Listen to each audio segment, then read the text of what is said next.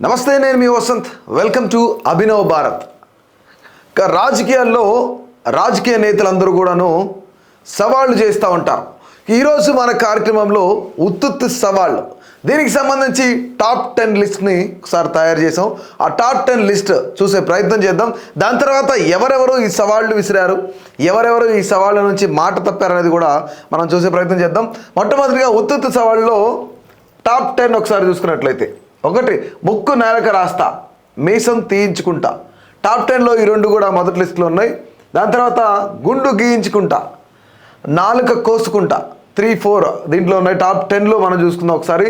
ఇక తల నరుక్కుంటా, పేక కోసుకుంటా. ఇవన్నీ కూడాను రాజకీయ నేతలు ప్రచారాల్లో కానీ, వాళ్ళు మాట్లాడేటప్పుడు కానీ, ఎదుటి వ్యక్తిని డిఫెండ్ చేసే సమయాల్లో కానీ, వాళ్ళందరినీ డిఫెండ్ చేసే టైంలో కానీ మాట్లాడే మాటలు. ఇక రాజకీయ సన్యాసం చేస్తా, చెయ్యి నరుక్కుంటా, ఇవన్నీ రాజకీయ నేతలు ప్రచారంలో చెప్పేవే. ఇక ఊరు వదిలి వెళ్ళిపోతా, నా పేరు కూడా మార్చుకుంటా, ఇవన్నీ కూడాను మేము టాప్ 10లో అనుకున్న ఏవైతే సవాళ్ళు ఉన్నాయో ఇవన్నీ ఉత్తుత్తు సవాళ్ళు అనమాట. సో ఒకవేళ మేము ఏదైనా మర్చిపోతే ఖచ్చితంగా మీరు కామెంట్ చేయండి. సో మళ్ళీ వాటి మీద కూడా ఒక వీడియో చేసే ప్రయత్నం చేద్దాం. ఇవన్నీ కూడాను టాప్ 10లో ఉన్న ఉత్తుత్తు సవాళ్ళు. సో ఒక్కసారి వేళల్లో ఎవరెవరు ఈ ఉత్తుత్తు సవాళ్ళు చేశారు అంటే, ఏ ఒక్క పార్టీ, ఏ ఒక్క నాయకుడు కూడా ఇందులో ఎగ్జంప్షన్ కాదు. ఎవరెవరు ఇందులో ఉన్నారు, ఏంటి, అసలు వాళ్ళు ఏం సవాళ్ళు చేశారు, నిజంగానే ఆ సవాళ్ళను నెరవేర్చారా లేదా అనేది కూడా మనం చూసే ప్రయత్నం చేద్దాం. సో ఇక్కడ టాప్ 1లో టాప్ 10 మేము అన్నీ కూడాను మేము ముందుంచాం. ఇక టాప్ 10లో మొట్టమొదటి ప్లేస్లో ఉంది కాంగ్రెస్ రాష్ట్రాల మొత్తంలో ఎక్కడ 2000 రూపాయలు అంటే నేను ఈయన ముక్కునాలకు రాస్తాను. ఇప్పుడు మళ్ళొకసారి విందాం. కాంగ్రెస్ రాష్ట్రాల మొత్తంలో ఎక్కడ 2000 రూపాయలు అంటే నేను ఈయన ముక్కునాలకు రాస్తాను. రైట్, నిజంగానే కేసీఆర్ గారు ఎక్కడ ఎప్పుడు ఏం చెప్పినా ముక్కు నేలకు రాస్తా అనేవాడు. ఆయన చెప్పిన ఈ ముక్కు నేలకు రాస్తా అనేవాడు నిజంగానే జరుగుంటే ఆయన ముక్కు నేలకు రాసి రాసి అరిగిపోయి ఉండేది కూడా. సో నెక్స్ట్ టాప్ 10లో రెండో వ్యక్తి ఎవరో చూసే ప్రయత్నం చేద్దాం. నిజంగానే కేసీఆర్ గారు ఒక్కసారైనా ఆ ప్రయత్నం జరిగిందా అంటే, అనేకమైన హామీలు ఇచ్చారు 2014 నుంచి మనకి ఇప్పుడు రీసెంట్గా 2023 ఎన్నికల వరకు, తెలంగాణ ఎన్నికల వరకు కూడాను ఆయన అనేక సవాళ్ళు విసిరారు, అనేక సార్లు మాట చెప్పారు, కానీ ఏ ఒక్కసారి కూడా జరిగిన పరిస్థితి లేదు. రైట్, ఇక్కడ ఒక్కసారి బండ్ల గణేష్ ఏం మాట్లాడాడో చూసే ప్రయత్నం చేద్దాం.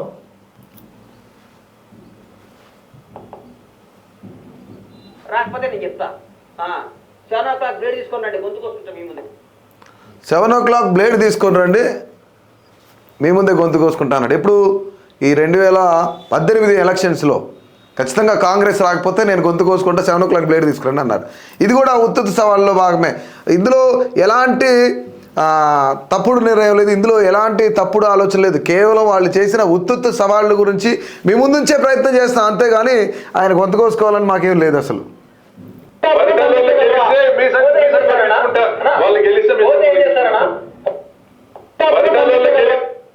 ఇక్కడ రాప్తాడు మాజీ ఎమ్మెల్యే తోపుతుర్తి ప్రకాష్ రెడ్డి, ఒకవేళ పరిటాల గెలిస్తే, పరిటాల సునీత గెలిస్తే నేను మీసం తీయించుకుంటా అన్నాడు. మరి ఆయన తీయించుకున్నాడో లేదో మీ అందరికీ తెలుసు. నిజంగానే ఆయన తోపుతుర్తి ప్రకాష్ రెడ్డి గారు మీసం తీయించుకున్నాడో లేదో అని కింద ఖచ్చితంగా కామెంట్ చేయండి. వీడియో చూసే వాళ్ళు ప్రతి ఒక్కళ్ళు కూడాను. అంటే ఆయన తీయించుకున్నాడో లేదో అని ఇంతవరకు మా నోటీస్కి అయితే రాలేదు. సో అందుకనే మీ ఉత్తుత్తు సవాళ్ళలో ఒకసారి మేము ముందుంచే ప్రయత్నం చేసాం. డిసెంబర్ 9, 2023 ఉదయం 10:30 గంటలకు ఇందిరమ్మ రాజ్యం 6 గ్యారెంటీల మీద తొలి సంతకం పెడుతుంది. 100 రోజుల్లో ఈ పథకాలను అమలు చేస్తాం. డిసెంబర్ 9, 2023 కాంగ్రెస్ అధికారంలోకి రాగానే, ఇందిరమ్మ రాజ్యం అధికారంలోకి రాగానే 6 గ్యారెంటీల మీద సైన్ చేస్తాం, 100 రోజుల్లో ఈ 6 గ్యారెంటీలను అమలు చేస్తాం అని చెప్పేసి తెలంగాణ ముఖ్యమంత్రి రేవంత్ రెడ్డి గారు సభాముఖంగా తెలియజేశారు. ఇది ఎక్కడో మాకు చెప్పింది కాదు, లేదంటే ఒక మా మీడియా సంస్థకి చెప్పింది కాదు, బహిరంగ సభలో ఆయన ఓపెన్గా చెప్పారు. నిజంగానే ఈ సవాళ్ళు అంటే కాంగ్రెస్ అధికారంలోకి రాగానే అన్నారు. నిజంగానే కాంగ్రెస్ అధికారంలోకి వచ్చింది, మొట్టమొదటి సంతకం 6 గ్యారెంటీల మీద అన్నారు. మరి జరిగిందా లేదా అనేది తెలంగాణ సమాజానికి తెలుసు, తెలంగాణ ప్రజానికానికి తెలుసు. విద్యార్థి నిరుద్యోగ ఉద్యమకారులందరికీ కూడా ఈ విషయం తెలుసు. సో ఇక ఈ ఉత్తుత్తు సవాల్లో మరొక వ్యక్తిని చూసే ప్రయత్నం చేద్దాం. నా చేత్తో ఇంకో జెండా పట్టుకోవాలి. అందుకని నేను మొన్న కూడా మాట్లాడాను, నా చేత్తో ఇంకో జెండా పట్టుకుంటే ఎవరైనా సరే నా చేయి తీసేయించాను. ఏమని అడిగినా ఒకసారి చూద్దాం. నా చేత్తో ఇంకో జెండా పట్టుకోవాలి. అందుకని నేను మొన్న కూడా మాట్లాడాను, నా చేత్తో ఇంకో జెండా పట్టుకుంటే ఎవరైనా సరే నా చేయి తీసేయించాను. గతంలో పోతిన మహేష్ గారు రాష్ట్ర కార్యదర్శిగా ఉన్నారు జనసేన పార్టీకి. జనసేనలో ఉన్నప్పుడు ఆయన ఇలాగే ఒక మీడియా మిత్రుడితో మాట్లాడుతూ ఏదన్నా ఉంటే నేను గనక పార్టీ మారను, పవన్ కళ్యాణ్ గారు నా గాడ్ ఫాదర్, పవన్ కళ్యాణ్ గారు నాకు రాజకీయ భిక్ష పెట్టారు, రాజకీయంగా నేను ముందుకు రావడానికి పవన్ కళ్యాణ్ గారే ఉన్నారు అని చెప్పేసి పోతిన వెంకట మహేష్ గారు చెప్పారు. సో ఇక్కడ చాలా క్లియర్గా ఆయన ఏం చెప్పాడు, ఎవరైనా సరే నేను పార్టీ మారి వేరే జెండా పట్టుకుంటే నా చేయి తీసేయచ్చు. కొబ్బరి బొండాలు కత్తి తీసుకొచ్చి, అంటే ఫుల్ ప్లెడ్జ్డ్గా ఆయన చెప్పింది నేను చెప్తున్నాను, కొబ్బరి బొండాలు కత్తి తీసుకొచ్చి నా చేయి నరికేయచ్చు అని చెప్పారు పోతిన మహేష్ గారు. బట్ ఆయన ఇప్పుడు మరి నాకు తెలిసి వైసీపీలో ఉన్నట్లు నాకు గుర్తు. సో ఖచ్చితంగా కామెంట్ చేయండి, ఆయన నిజంగానే ఈ మాట అన్నారా లేదా, లేదంటే ఆయన ఏ పార్టీలో ప్రస్తుతం ఉన్నారు, యాక్టివ్గా ఏ పార్టీలో ఉన్నారు అనేది కూడా తప్పకుండా కామెంట్ చేయండి. ఎందుకంటే ఇవన్నీ కూడా ఉత్తుత్తు సవాల్లో ఇదొక భాగం. ఇక మరొక వ్యక్తిని చూద్దాం, అసలు ఆయన ఏం మాట్లాడారో, నిజంగానే ఆయన ఏం సవాల్ చేశారో, ఆయన చేసిన సవాల్ ఏంటో కూడా చూద్దాం.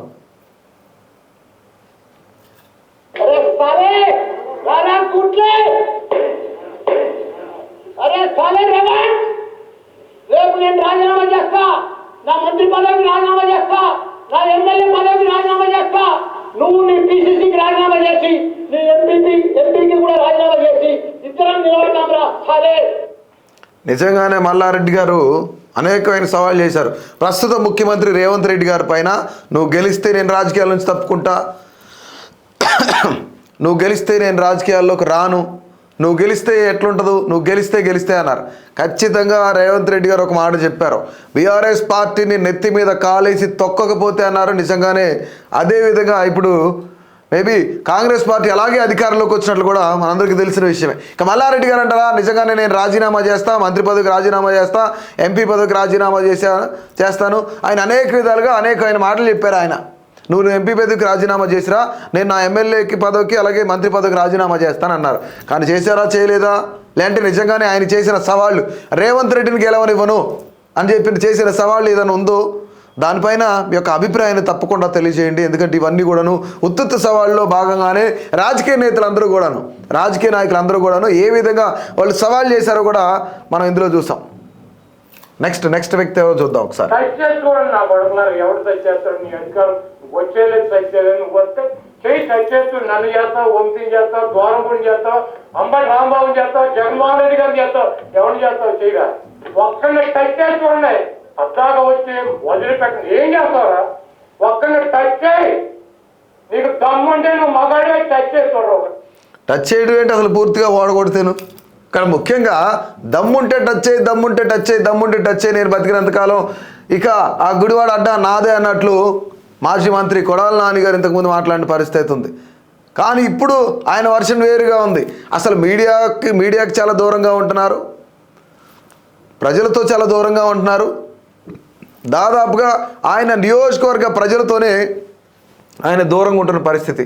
ఒకవేళ టచ్ చేస్తే ఏం చేసేవాళ్ళు, మేబీ నాకు తెలిసి దాదాపుగా రాష్ట్ర వ్యాప్తంగా కేవలం వైసీపీకి 11 సీట్ల వరకే పరిమితం అయిందంటే నిజంగానే టచ్ చేసినట్టా కాదా? అంటే ఇది నా అంతర్గత విషయం కాదు, ఇది నా ఒక్కడి ఆలోచన కాదు. సో ఖచ్చితంగా ప్రజలు అడుగుతున్న మాట ప్రజల మాటే. సో ఖచ్చితంగా మీ అభిప్రాయాన్ని తెలియజేయండి. సో నెక్స్ట్ ఉత్తుత్తి సవాళ్ళలో మరొక వ్యక్తి ఎవరున్నారో చూసే ప్రయత్నం చేద్దాం మనం. నేను కనుక ఓడిపోతే ఈ మెడ నరుక్కుంటానని చెప్పి తెలియజేస్తా ఉంది. అర్జెంటుగా ఎక్కడన్నా కనిపిస్తే కనుక ఖచ్చితంగా ఏదైతే మల్లారెడ్డి గారి నియోజకవర్గం ప్రస్తుతానికి మేడ్చల్ ఉందో ఆ యొక్క జిల్లాలో కానీ ఆ యొక్క నియోజకవర్గంలో కానీ ఉంటున్న ప్రజలందరూ కూడా ఈయన కనిపిస్తే ఖచ్చితంగా అడగండి, సార్ మెడ నడుక్కోలేసేయండి, సార్ మెడ నరుక్కుంటున్నారు, పేక్ కోసుకుంటున్నారు కదా, ఇంకా ఏంటి సార్ పరిస్థితిని, నేను ఓడిపోతే ఖచ్చితంగా అదే పని చేస్తానన్నారు.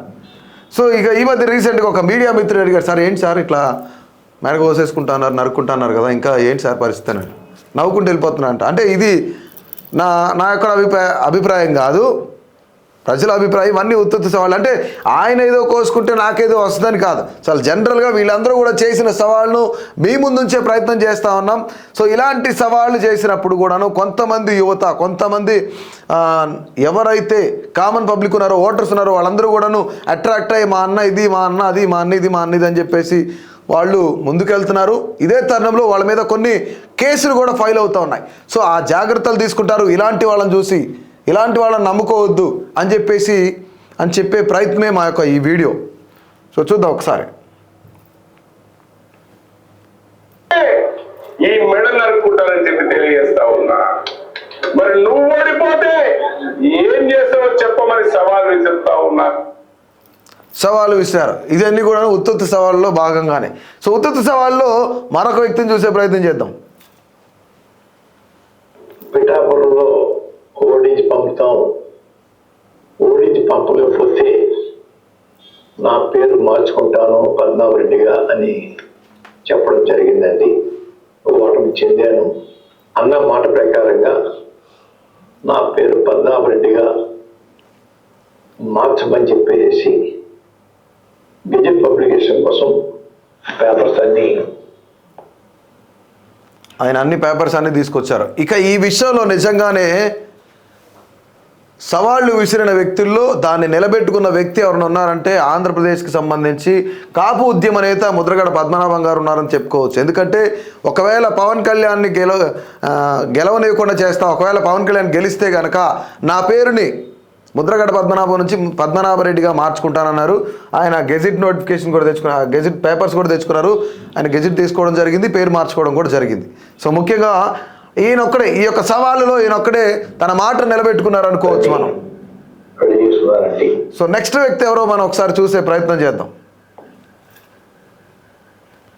జగన్ గుర్తుపెట్టుకో, అగ్రపతనానికి తొక్కకపోతే నా పేరు పవన్ కళ్యాణే కాదు, నా పార్టీ జనసేనే కాదు, మర్చిపోకు. రైట్, ఇందులో మనం చాలా క్లియర్గా పవన్ కళ్యాణ్ గారు చెప్పిన విధంగా ఆయన ఓపెన్ స్టేట్మెంట్ ఇచ్చారు, ఓపెన్గా ఒప్పుకున్నారు. సో వీళ్ళల్లో ఓపెన్గా ఒప్పుకున్న వ్యక్తి వీళ్ళిద్దరు అని చెప్పుకోవచ్చు. నిజంగానే అధపాతాళానికి తొక్కకపోతే అంటే అది జరిగింది కాబట్టి. ఒకవేళ పవన్ కళ్యాణ్ గారు మాత్రం జగన్మోహన్ రెడ్డి ఓడిపోకపోతే నిజంగానే నా పార్టీ జనసేన కాదని ఒప్పుకునేవాళ్ళ, లేదంటే ఆయన పేరు మార్చుకునేవాళ్ళ లేదా అనేది కూడాను మీ యొక్క అభిప్రాయం తెలియజేయండి తప్పకుండా. ఎందుకంటే వీళ్ళందరూ కూడాను ఆ యొక్క హామీలు ఇస్తూ ఉన్నారు, సవాళ్ళు విసురుతున్నారు. దీనికి అట్రాక్ట్ అయ్యి కామన్ పబ్లిక్ కానీ, ఓటర్స్ కానీ, యువత కానీ వాళ్ళు ఏ విధంగా ఏ మార్గంలో వెళ్తున్నారు అనేది కూడాను వాళ్ళకి అర్థం అవ్వని పరిస్థితి. ఇప్పుడు మనం చూసాం, గతంలో వైసీపీకి కొంచెం ఫేవర్గా ఉన్న వ్యక్తులందరూ కూడాను, సోషల్ మీడియా వారియర్స్ అందరూ కూడాను ఇప్పుడు అరెస్ట్ అవుతున్న పరిస్థితి. ఎందుకంటే ఇలాంటి స్పీచ్లకు, ఇలాంటి సవాళ్ళకు అట్రాక్ట్ అయ్యి చాలామంది కొన్ని రాజకీయ పార్టీలకు పనిచేస్తున్నారు. సో ప్రతి ఒక్క యువత తెలుసుకోవాలి, ప్రతి ఒక్క ఓటర్ తెలుసుకోవాలి, వీళ్ళందరూ కూడా చేసే సవాళ్ళన్నీ కూడాను ఉత్తుత్తు సవాళ్ళు మాత్రమే. వాళ్ళ కోసం మీరు వెళ్ళిపోయి వాళ్ళ కోసం మీరేదో త్యాగం చేద్దామని చెప్పేసి మాత్రం ముందుకెళ్ళొద్దు. ఇలాంటి రాజకీయ నాయకులను మాత్రం ఎవరిని కూడా నమ్మొద్దు. ఈ సవాళ్ళన్నీ కూడాను ఉత్తుత్తు సవాళ్ళుగానే పరిగణించాలి. దయచేసి ఏమైనా ఈ ఉత్తుత్తు సవాళ్ళలో టాప్ 10లో ఇంకేమైనా మర్చిపోయి ఉంటే టాప్ 15 కానీ టాప్ 20 కానీ ప్రతి ఒక్కళ్ళు కూడా తప్పకుండా కమెంట్ రూపంలో మీ యొక్క అభిప్రాయాన్ని తెలియజేయండి.